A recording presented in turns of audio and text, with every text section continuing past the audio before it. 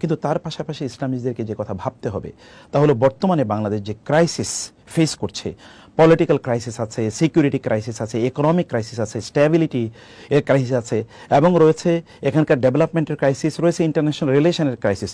এতগুলো ক্রাইসিস সমাধান করার মতো এবং প্রতিবেশী দেশের একটা বড় ধরনের এখানে নজর আছে, ছোবল আছে, থাবা আছে, এবং এখানে শকুনের তাদের যে নজরদারি এখানে আছে, এগুলো সব কিছুকে ট্যাকেল দেওয়ার মতো একজন ব্যক্তির নাম আপনাকে বলতে পারেন? ডক্টর ইউনূস ছাড়া, যিনি সবগুলো জিনিসকে এখন এই মুহূর্তে ট্যাকেল দিতে পারবেন। একবার চিন্তা করে দেখুন, একটা যুদ্ধ বিধ্বস্ত দেশের মতো একটি দেশের মধ্যে আমরা এখন আছি। এই দেশের জন্য ব্যাপক পরিমাণে ইন্টারন্যাশনাল সাপোর্ট লাগবে।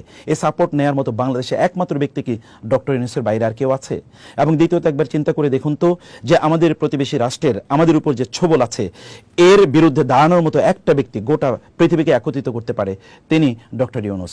এবং তার পাশাপাশি গোটা বাংলাদেশ উন্নয়নের ক্ষেত্রে, ইকোনমিক্যাল ডেভেলপমেন্টের ক্ষেত্রে তিনি সুদী কাজ করেছেন বটে, সে কথা সত্য, কিন্তু এই জায়গায় তার যে এক্সপার্টিজ আছে, এত হিউজ এক্সপার্টিজ গোটা দেশকে ডেভেলপ করার জন্য, এবং এর বাইরে বাংলাদেশের বাইরেও গোটা পৃথিবীতে গ্রামীণের যেই ব্যাংকের তাদের যেই সমৃদ্ধি এবং তাদের যে সুনাম রয়েছে, এবং এখানে তাদের যে এক্সপার্টিজ রয়েছে, এরকম একটা লোককে আমাদের কাছে আছে বলুন? এমন কোনো লোক আছে? বরং আমি যেটি বলবো যে ইসলামীদেরকে এগিয়ে আসা দরকার।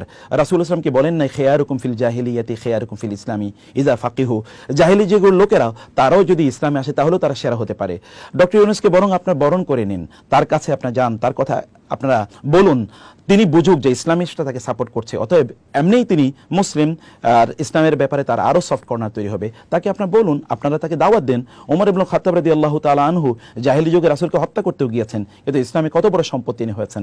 আর আমর ইবনুল আস রাদিয়াল্লাহু তাআলা আনহুর কথা যদি একবার চিন্তা করে দেখুন, অথচ সোহাইল ইবনে আমরের কথা একবার চিন্তা করে দেখুন, মক্কা বিজয়ের সময় যখন সাহাবায়ে কেরামরা তার ব্যাপারে খারাপ কথা বলতে গিয়েছিল, রাসূল সাল্লাল্লাহু আলাইহি ওয়াসাল্লাম বললেন না, বলো না। তিনি একদিন মুসলিমদের পক্ষে তিনি শক্তিশালী ভূমিকা তিনি পালন করবেন, এবং তার এই মুখের কথায়, তার যে বুদ্ধিমত্তা, ডিপ্লোম্যাটিক তার যে বুদ্ধিমত্তা, এটা কোনো এক সময় মুসলমানদের কাজে লাগবে। এবং আপনারা জানেন আবু বকর রাদিয়াল্লাহু তাআলা আনহুর সময় রিদ্দার যুদ্ধে যখন লোকেরা বিভিন্ন জায়গায় তারা ছড়িয়ে পড়ছিল, এবং যখন তারা ইসলামের বিরুদ্ধে চলে গিয়েছিল, তার বক্তব্যে কিন্তু হাজার হাজার লক্ষ লক্ষ লোক আবার ফিরে এসেছে, তার সেই মুখের বাণী কিন্তু ইসলামের কাজে লেগেছে।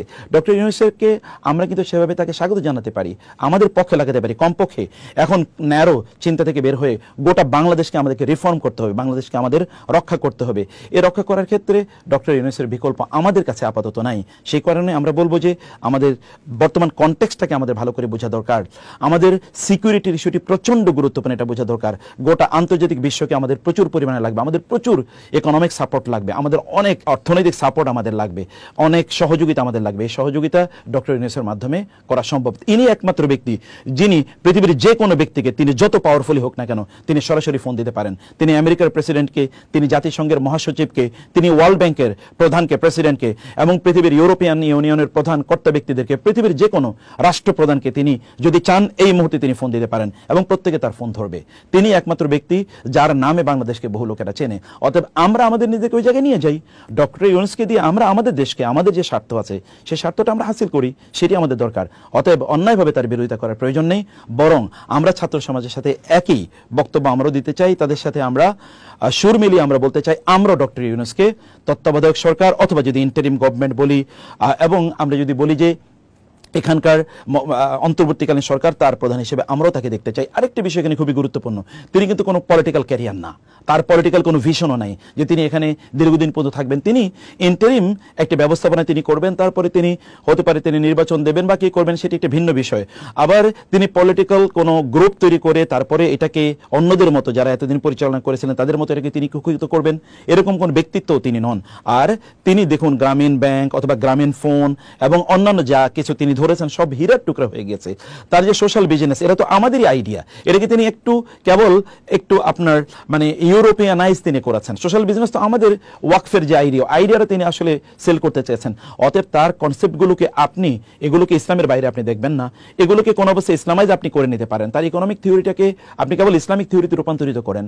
এবং আপনি দেখুন না, ইসলামী ব্যাংকগুলো কিন্তু তার যে রুরাল ব্যাংকিং অথবা তার যদি আমরা বলি মাইক্রো ফাইন্যান্স, ইসলামী ব্যাংকগুলোকে এখন করে না। হাজার হাজার এনজিও তৈরি হয়েছে মাইক্রো ফাইন্যান্সের উপর।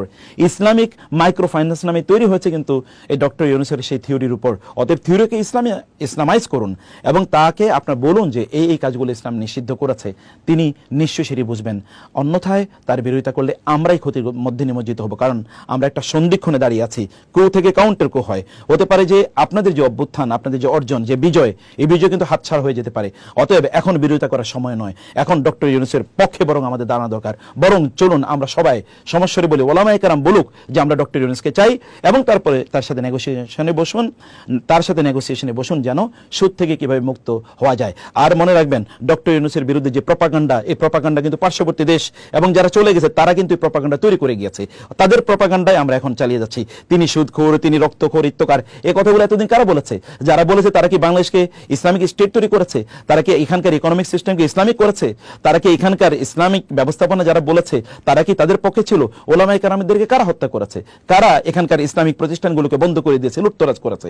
কারা ইসলামের নামে কোনো জিনিসকে ইসলামিক কোনো পর্যন্ত আমরা প্রতিষ্ঠান করতে পারি নাই? আমরা ইসলাম ইউনিভার্সিটিগুলোতে ইসলামিক স্টাডিজ ডিপার্টমেন্ট আমরা খুলতে পারি না, কাদের কারণে? তো তাদের এতদিন তারা ইসলামের পক্ষে ছিল, আবার নতুন কেউ কি ইসলাম এখানে প্রতিষ্ঠিত করে ফেলবে এখনই? তা করবে না। সে কারণে আমাদেরকে একমাত্র যোগ্য ব্যক্তি যেহেতু তিনি, অতএব চলুন আমরা তার পক্ষে দাঁড়াই এবং তাকে আমরা সাপোর্ট করি, তাকে আমাদের সম্পদ হিসেবে আমরা ব্যবহার করি। আল্লাহ সুবহানাহু ওয়া তাআলা আমাদেরকে বুঝার তৌফিক দান করুন। আল্লাহুম্মা আমিন।